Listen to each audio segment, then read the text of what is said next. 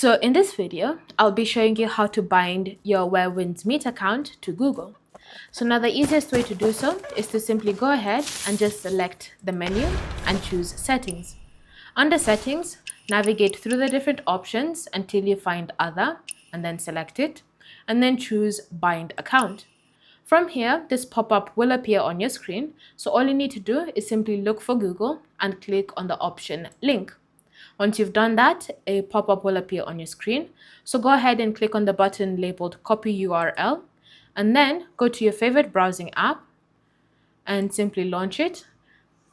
And from here, just copy paste that URL and press enter.